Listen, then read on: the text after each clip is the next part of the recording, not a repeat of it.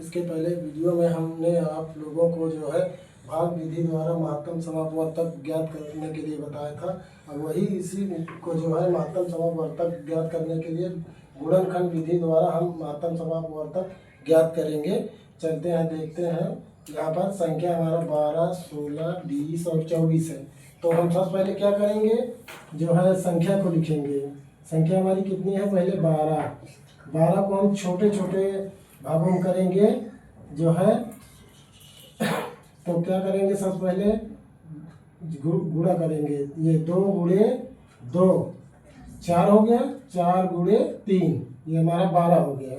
अब देखते हैं इसी प्रकार 16 है। 16 को करेंगे 2 गुणे 2 गुणे 2 8 हो गया, 8 दूना 16। अब इसी तरह 20 करेंगे तो हमारा हो जाएगा, देखिए 2 गुणे 2 4 और जो है 4 पंजे 20। अब इसी तरह 24 को करेंगे तो हमारा क्या होगा, 2 गुणे 2 4 गुणे 2 8 और गुणे 3 8 3 24। महत्तम समापवर्तक निकालने से पहले हम ये ध्यान देंगे, सारी संख्याओं को छोटे छोटे खंडों में बांट लेंगे। छोटे छोटे खंडों में इतने, सबसे पहले 2 से, फिर 3 से, ऐसे छोटे छोटे भागों में बांट लेंगे। फिर हमारा ये देखिए संख्या 12 का क्या हो गया, 2 गुणे 2 गुणे 3 हो गया। फिर उसके बाद 16 को करेंगे उसी प्रकार, तो 2 गुणे 2 गुणे 2 गुणे 2 4 भाग हो गया। फिर इसी तरह 20 का करेंगे तो 2 गुणे 2 गुणे 5। अब इसी प्रकार 24 का करेंगे तो 2 दूना 4, फिर गुणे 2 4 दूना 8 8 3 24। अब महत्तम समापवर्तक निकालने के लिए देखेंगे, महत्तम समापवर्तक हमारा देखेंगे, जो खंड हमारे बने हुए हैं उस खंड में देखेंगे जो जो संख्या आई है उसको एक बार लिखेंगे, और जो संख्या नहीं है उसको हमको नहीं लिखना है। जो संख्या आई सब में है उसको एक बार लिखेंगे, अब जो संख्या नहीं है सभी भागों में उसको नहीं लिखना है।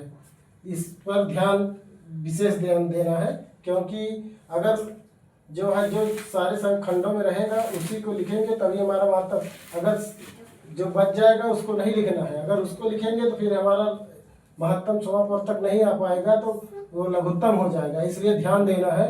तो यहाँ पर हम देखेंगे इस खंड में पहले 2 है, इसमें 2 है, इसमें 2 है, इसमें 2 है, तो उसको लिख लेंगे 2। अब फिर ध्यान देंगे दूसरी संख्या में, फिर देखेंगे यहाँ 2 है, यहाँ 2 है, यहाँ 2 है, यहाँ 2 है, तो ये हो जाएगा 2। अब ध्यान देंगे 3 और खंडों में, 1-2 खंडों में है लेकिन 2 खंडों में नहीं है, तो इसको 3 को नहीं लिखना है। अब ध्यान देंगे ये देखिए 2, ये 2 इसमें है, इसमें है, ये ऊपर और नीचे खंडों में नहीं है, तो इसको भी नहीं लिख पाएंगे। फिर इसके बाद यहाँ देखेंगे 2, ये भी 2 खंडों में है लेकिन 2 खंडों में नहीं है, तो इसको भी नहीं लिखेंगे। यहाँ पर हमारा ध्यान दीजिए 3 2 खंडों में है लेकिन 2 खंडों में नहीं है, इसलिए नहीं करेंगे। तो अब देखिए 2 गुणे 2 2 दूना 4, यही हमारा आंसर होगा।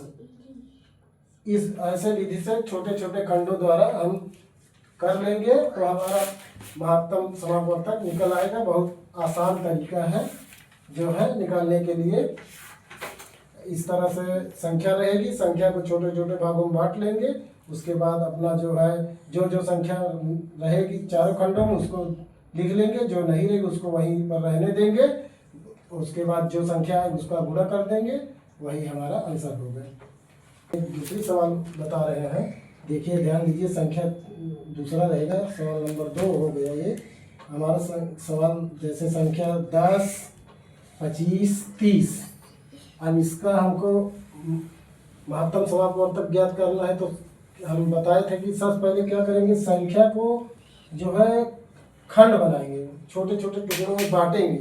तो सबसे पहले देखिए हमारी संख्या क्या है 10 को हम पहले सबसे छोटी संख्या से 2 का गुणा 5 में करेंगे, 2 पंचे 10।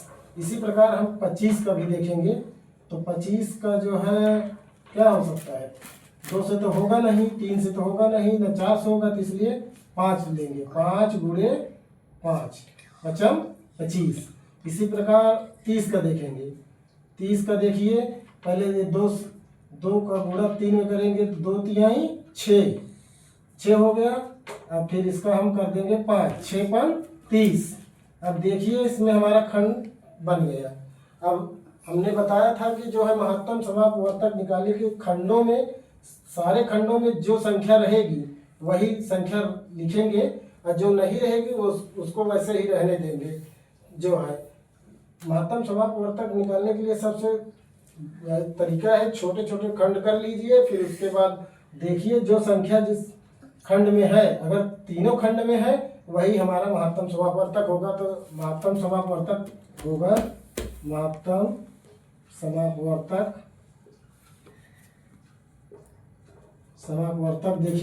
देखिए पहले 2 देखेंगे। 2 देखेंगे तो इसमें 2 पहले खंड में है, लेकिन दूसरे खंड में नहीं है, तीसरे में है। लेकिन दूसरे में नहीं है इसलिए इसको नहीं लिख सकते। फिर देखेंगे हम 5 देखेंगे, एक 5 यहाँ पर एक पहले में है, एक दूसरे में भी है, तीसरे में भी है, तो हम 5 लिख लेंगे। अब देखिएंगे ये तो 5 अपना हो गया। अब इसमें दूसरा 5 देखेंगे तो देखिए इस दूसरे में है, ना पहले में है, ना तीसरे में है, इसलिए इसको भी नहीं लिख सकते। अब देखिए हमारा 3 जो भी देखिए 3 तीसरे खंड में है, लेकिन पहले और दूसरे में नहीं है, इसको भी नहीं लिख सकते। अब ये देखिए 2 भी जो है पहले और तीसरे में तो है, लेकिन और खंड बीच वाले खंड में नहीं है, इसलिए ये हम केवल 5 जो है सारे खंडों में है, इसलिए हमारा महत्तम समापवर्तक 5 होगा। ये महत्तम, यही आपका आंसर भी होगा। निकालने का सबसे तरीका यही है, गुणनखंड द्वारा निकालने का। सबसे पहले छोटे छोटे खंड करेंगे और उसको जो है छोटे छोटे भागों में बांट कर देखेंगे, जो संख्या तीनों में हो वही संख्या यहाँ लिखा जाएगा, उसी से जो है वही संख्या हमारी महत्तम समापवर्तक होगी।